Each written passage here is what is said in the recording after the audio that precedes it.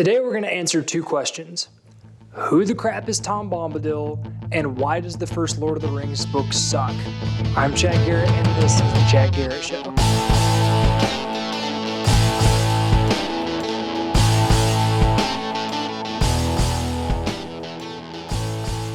This episode is brought to you by Liberty Eagle Apparel. If you want 100% patriotic, 100% American-made apparel, make sure you go over to libertyeagleapparel.com and use promo code Forerunner at checkout to get 10% off of your order. So let's do a quick recap. The world is created and sung into existence by the Valar. The lamps are destroyed by Melkor, and Melkor is banished. The trees are made, Melkor returns, and he destroys the trees with the help of Ungoliant.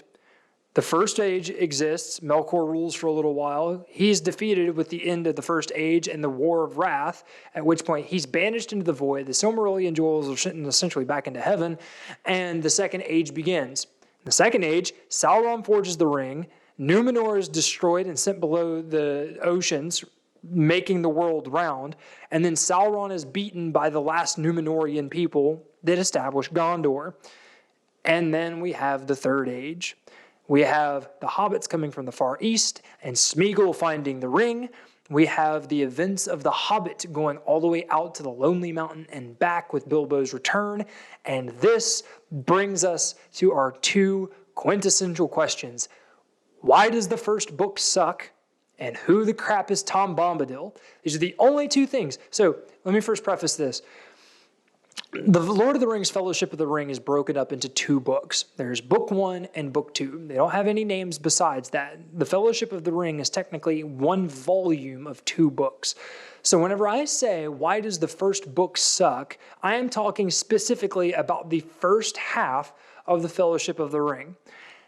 And then we're also going to talk about Tom Bombadil, because in the first book, there are only 2 things that matter. Tom Bombadil and the fact that, the hero's journey barely gets started at all in this book. So, let's jump in. Our story starts with Bilbo departing, okay? The ring goes to Frodo, and at this point, Frodo says this magical line that everyone knows, and that is, "I wish it need not have happened in my time," said Frodo. And then Gandalf replies a little bit later with, "All we have to decide is what to do with the time we have been given." So this is amazing, right? This is immediate in the first book.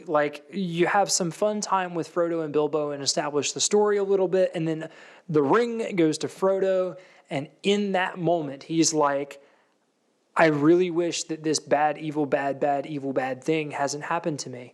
And Gandalf is like, no crap. Nobody wishes that bad things happen to them. But bad things happen. All you have to decide is what you do with the opportunity that's presented to you. I love this. This speaks to self-ownership. It speaks to looking at the bright side and having an optimistic attitude, more or less. It also speaks to this idea of merit, and that your merit is decided by what you choose to do with the opportunities that are given to you. Do you let them pass you by, or do you seize them and make the most out of them? And if something comes into your possession, if a child comes into your possession, or an evil ring in this case, right, what are you going to do with it? Are you going to care for it and make sure that it gets delivered to its final destination? For children, it's adulthood. For the ring, it's Mount Doom. Or are you going to let it pass you by? Are you going to shirk your responsibility and just let the world fall into darkness? Because though one person might not be the cause of the world falling into darkness over a child, if you have an entire society that walks away from their responsibilities, you very quickly see the degradation of that society overall. Then we have, moving on in the story, we have Gandalf beginning to unravel the mystery of the ring. And so he's traveling all over the place. And when he comes back and he tells Frodo, when Gandalf comes back and he tells Frodo about what happened to the ring, and he tells Smeagol's story, which becomes Gollum's story about this whole thing, Frodo hits this mark where he says it was a pity, or it says it's a pity that he didn't kill him, right? He's talking about Bilbo. He's like, it's a pity that Bilbo didn't strike Gollum down with Sting in that moment. Gandalf turns around and says, it was a pity that stayed his hand. It was pity itself that stayed his hand. It was the fact that you have this horrible, miserable creature that is in your possession, right? More or less in your care, at your will, that caused Bilbo to not kill. It was mercy and pity. And this is really important because we get this line in the Two Towers movie, and I'm not sure if the line comes in the same place. I hope it does because it's brilliant. Although in the movie it falls flat. In the movie, this line falls flat because we don't get this moment between Bilbo and or between Frodo and Gandalf in the first movie. And so when Frodo says, "Now that I see him, I do pity him," amazing line, super powerful, falls completely flat in the movie. Why? Because we don't get this scene where Frodo says, "I wish he would have killed him." So Tolkien has this really great way of like putting wisdom into context of the story. And so you have this amazing line where it says, "For advice is a dangerous gift, even from the wise to the wise, and all courses may run ill." So what they're doing here is they're talking about why getting advice from elves or from anyone really, or from Gandalf, is so important, and why that it is dangerous, and why wise men don't give much advice, really, because it's dangerous. Because even if you give someone advice, if that person follows your advice and they still end up failing, that is neither the person that tried's fault nor the person that gave the advice, because sometimes all roads lead to hell, right? Like there's just no way for you to escape the reality of what you're attempting at is going to go to crap. Anyone that's lived a modicum of life in adulthood in this world understands this premise. Sometimes there is no hope for the thing that you have set out to do, which is why you need to be mission-driven in your life and why you need to identify what gifts you have, because your gifts are very much like tools, and no matter where you end up in your life, you are going to have a place to use your gift. You're going to have a place to use your tools. But if you never identify what your gifts are, you're just wasting your time here on earth, and no one wants to waste time here on earth. We're only given a limited amount of it, and we need to make as big an impact as we can. Frodo departs. Frodo finally leaves Bag End, and he goes towards Crickhollow. He is getting out of the Shire, and he's getting to a place next to the Brandywine River on the other side, outside of the Shire, technically in Breland. They're in Eriador. And this is as Frodo leaves that they give this line that is known very well from the movies, but also has sort of its own antithesis that we're going to talk about in this episode. And it's dangerous business, Frodo, going out your door, he used to say, talking about Bilbo. You step into the road, and if you don't keep your feet, there's no knowing where you might be swept off to. And this is an amazing line, and it goes directly with the point that I just made about living a mission-driven life and knowing what your gifts are. If you step into life, which is the road that he's talking about here, right? If you go out and you try and live your life, if you step into the road and you don't have a firm footing, if you don't know what you stand for, what your ethics are, what your values are, what your mission in life is, the difference that you want to make in this world, if you don't know what your gifts are, if you haven't been able to sit down and identify the things that you're really passionate about, that you want to actually spend your time and get good at, you will never end up where you want to end up, because the world is just going to take you like a river and sweep you off to wherever the heck. And that's not what we want to do. We want to live mission-driven lives, purpose-driven lives, and feel like we've made a difference. We want to live such a life that, as Dr. Miles Monroe would say, you don't need a tombstone. You want to live such a life in which you don't need a tombstone. And this is absolutely necessary. Right? This goes into what I talk about in my book. This goes into what we were just talking about with advice and it being a dangerous gift, because sometimes all roads lead to crap. All of these things are talked about. You need to go check out my book. We're going to take a quick break, and we'll be right back to talk about Tom Bombadil and answer the question of, like, who the heck is he? Okay, so who the heck is Tom Bombadil? Tom Bombadil is a character that is encountered when Frodo leaves Crickhollow, okay, his home next to the Brandywine River on the outside of the Shire, as he is moving through the Old Forest. Tom Bombadil saves Frodo, Merry, Pippin, and Sam from a tree called Old Man Willow that is literally trying to eat them. It's kind of wild. It's not like tree has chompy jaws and it's trying to, no, but like the tree has the ability to make people super sleepy, and then like when you fall asleep under the tree, it like puts its roots around you and like drags you in, and then it like suffocates you. It's like really creepy. So Tom Bombadil shows up randomly out of the blue, out of nowhere, just comes down the road singing, and Frodo hears him. And Tom has the ability to command Old Man Willow. Okay, that's cool. He's this super whimsical character running around in a blue jacket and yellow boots and has a feather in his cap and just doesn't seem to have a care in the world. Even whenever he's doing serious stuff, he doesn't seem to have a care in the world. He's the most whimsical character ever.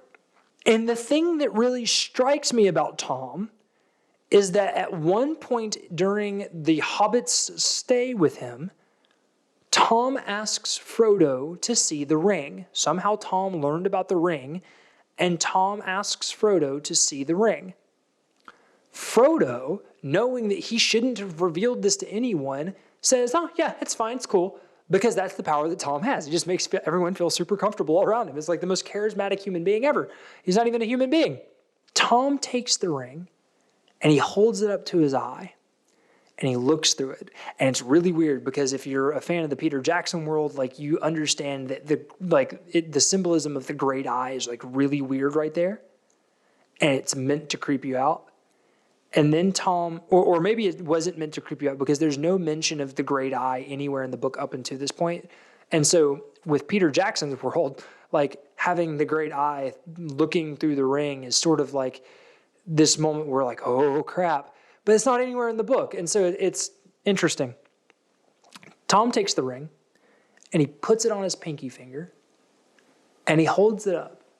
And all of the hobbits don't notice anything at first, until they realize that Tom didn't turn invisible. Tom's still there. Tom is still Tom. This is the ring of power that turns everyone invisible or amplifies the power of the bearer, of the wearer. And Tom just slips it on, looks at it in the moonlight, takes it out, flicks it in the air, makes it look like it vanishes, right? Does a magic trick, and then he hands it back to Frodo as if it's a toy. Frodo refers to how Tom played with it as it looking as though a jester was playing with a trinket. It's nuts. The ring, Gandalf was scared to hold this ring, and Tom is just like, it's fine. Actually, Tom was the inspiration for my outfit today. I have this like weird gray shirt and some green pants and like my bedazzled flower jacket. And the whole reason why is because I wanted to try and channel whatever whimsy I could into this episode because of Tom. So, and Tom Bombadil, whatever fictional realm you exist in, hats off to you, my guy. So here's the question as to who Tom is, because even Elrond doesn't know. In book 2, Elrond talks a little bit about it, but I've done some research and we have some questions that we can ask. Is Tom one of the Ainur, right? One of the High Valar, similar to Melkor. Could Tom be the manifestation of Ilúvatar himself? That's still a theory up in the air. But there's this moment where Frodo and the party realize that it's actually easier to sing in Tom's house than it is to speak. The air and the air, and I say that as like AER of Tom's house, right? The atmosphere of Tom's house is so peaceful and charismatic and whimsical. It is so nonsensical in its own way that it's easier to sing rather than to talk. And so this makes me ask the question, is he one of the Valar? This is my likely theory, and this is my preferred theory, right? Even though there's some significant things to go against it. And that is when Tom himself says, eldest, that's what I am. Tom remembers the first raindrop and the first acorn. He knew the dark under the stars when it was fearless, before the dark Lord came from outside. Now, this is a mention of Melkor. This is not a mention of Sauron. And so the question here is, does this mean Melkor's revisitation after his first banishment? Or are we talking about Melkor when he first shows up after singing evil and discord into the world and darkness into the world? We don't know. The only two things that we have for certain is that for all of Tom's power, the reason why he stays tied to his land is because of his love for Goldberry, his wife, who's the daughter of the River of Withwindle, which is the valley that he's in. The other thing that we know for certain is that after Tom has a face-off with Pure Evil, one of the Barrow Rights in the Barrow Downs just north of his house,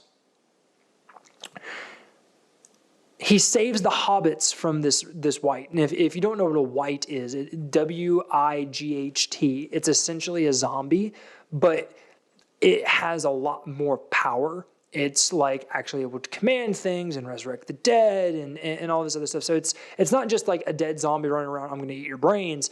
It's like this is an evil presence that is embodied in a corpse that wants to do evil. Tom faces off against one of these guys. When Frodo and the crew gets captured by this. And if you want to know the scene in which they get captured by this wight, I don't actually read the part where they're in the wight's lair, but I read the part that leads to them getting captured over on Story Dose. So you need to go check out my episode on Story Dose for that.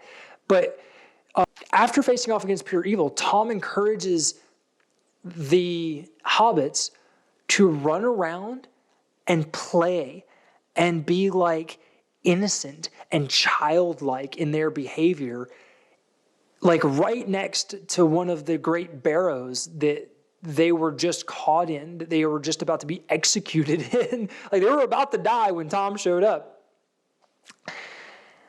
And the whole point of this whole whimsical nature, the whole point of Tom not being involved in the ring, never taking a stance against the Dark Lords, giving the ring back to Frodo to do with it what he will. The whole point of it is that there is some good in this world that doesn't make a whole lot of sense. This nonsensical goodness, it's not exactly what you would call moral goodness or ethical goodness. It's this natural goodness that comes from innocence and playfulness and just whimsicality at its basest nature. There is nothing driving this goodness, but it exists. And the reason why it exists is because it is still a part of the world, and the world was created by a Iluvatar, or in this case, God. In our regular world, the world is created by God. And so this goodness, this nonsensical, whimsical happiness, this innocence, it has healing properties. And that we should be able to manifest that in our own lives, even if it doesn't take a specific direction against evil, right? Even if because it's going to exist, this type of happiness is going to exist whether evil is ruling or not. That is the whole point of Tom. Whether evil exists in the world or not, this goodness is there. It is baked into the world. And yet, if we don't manifest it, we end up in despair, just like the hobbits did in the Barrows. Now we need to move on to the second question. We've more or less answered who Tom is and why Tom matters. But now we need to talk about, like, why does this first book suck? And the reason why this first book sucks is because of the hero's journey in this. Frodo never exactly sets out to see the hero's journey, but there is character growth in the story. And this is why it's important. The moment that Frodo gets the ring, his fate is up in the air as to what he is going to do with the ring. Right now, he's just running around trying to keep the ring out of the hands of the bad guys. He's trying to move from one checkpoint to the next, and he doesn't really have a plan. There is no plan for what to do with the ring. And even when Frodo's fate is sealed, there is still no plan as to what to do with the ring. But the moment that Frodo's fate is sealed is the moment that he is stabbed with the Morgul blade. His fate is sealed at that point. Because at the end of this journey, no matter where Frodo goes, no matter what Frodo does, no matter how much healing he gets, Frodo is going to die. That is why Frodo sails into the utter west. It's a way of allegory again, symbolizing Frodo's death and passing into heaven, having completed his mission. Frodo still hasn't done any of this yet. Frodo spends his entire time in this first book running from the bad guys, running from fate, trying to figure out how to do the right thing and yet not face the evil itself. Let other people face the evil. And this changes the moment that Frodo crosses the ford. Okay, so in the movies, you see this whenever Frodo is taken up with Arwen. Arwen puts Frodo on the horse and she starts riding, and then Arwen calls up the river to crush the ring race as they start to cross. In the book, this hits so much harder for Frodo's character development, and the reason why is because Arwen isn't there. The horse that Frodo uses to cross the river is actually from a guy named Glorfindel, okay? Glorfindel, is, I believe, is the cameo that's made of the guy that shows up at Helm's Deep in the movies. He's Aragorn's friend. In this one, Arwen doesn't show up here. Arwen hasn't even made an appearance yet. She's been mentioned passingly, like not by name, just like how Aragorn's heart resides at Rivendell. Like that's the only thing that we hear about Arwen in this thing. This is significant because Frodo is still awake and cognizant when he crosses the ford, and he is riding this horse alone. This hobbit is riding this full-on elven horse alone, running from the ring wraiths. And when he reaches the ford, he turns around, and this is the first time that Frodo faces down the ring wraiths. He's been running from them. He's been running from them. He's been running from them. He panically attacks the ring wraith after he puts on the ring on Weathertop, and it causes him to get stabbed. This is the first time where he has some element of real courage without the power of the ring being over him. And he turns and he faces the ring wraiths and he says, "Go back to Mordor." And they start taunting him and chanting at him, "We're going to take you back to Mordor with us. Like, give us the ring, give us the ring." And Frodo says no. And that is the point when the river rises and it rushes towards them and it collapses and it washes away 3 of the ring wraiths, and then Frodo passes out. That's how book 1 ends. The first half of the Fellowship of the Ring, and we miss so much of that in the movie because you don't get Frodo's character development of running from all of these bad things, from running from his destiny and honestly running from his maturity in a certain element. Even though he's supposed to be a grown man, he's supposed to be in his 50s. He's supposed to be the same age, roughly the same age as Bilbo whenever Bilbo left out to set out on the journey to the Lonely Mountain. But the book falls flat, and this story falls flat in this first book, as cool as this character arc is for Frodo, because there's so much journeying that happens here. There's so much twisty-turny stuff. Even the cool parts that are plot-based, that are building the world and telling stories about Gil-galad, the great elven king, and to helping us piece together the dreams that Frodo is having, that he sees Gandalf being spirited away by the eagles from Isengard. You don't get the full impact of those things because they are so dispersed by so much traveling time, twisty-turny traveling time. Just, if you were going to paint a picture with these things, it would be very murky. There's not a specific set of scenes that happen in this thing, right? It's obvious that Tolkien was not a film fan when he wrote this book. There's so much mud in between these high points of clear, pure story. However, it is still necessary. This first book, for all of its faults, is still necessary, and it's necessary because you have to get Frodo's journey in all of that. Next week, we're going to be talking about book 2 in the Fellowship of the Ring and wrapping up that first volume. We're going to be experiencing some time with the Balrog, and we're also going to be taking a trek through Moria. We'll have the Council of the Ring. the forming of the fellowship, and Frodo's big decision to go it alone. So make sure that you tune in for that episode. Also, every Tuesday, make sure you check out the Shelter Hole wherever you get your podcasts or on the Shelter Hole YouTube. We talk about everything from spiritual life to morals, ethics, and where do you take shelter. Be sure to join us there. Also, head over to the Forerunner Productions YouTube page and check out Impetus, Minds of the Driven. Our featured interview right now is with Charles Billingsley. Before we got all the fancy stuff, so you'll have to forgive some of the videography there, but the conversation with Charles Billingsley is amazing. He has multiple #1 inspirational radio hits. You don't want to miss that interview. We talk about everything from faith to spirituality, to what's it like to be in secular music and some homosexual tendencies and everything like that too. Like not between us, but like how do we deal with homosexuality being Christians and everything like that. Like it's a really great conversation. You don't want to miss it. Until next time, I'm Chad Garrett and this is The Chad Garrett Show.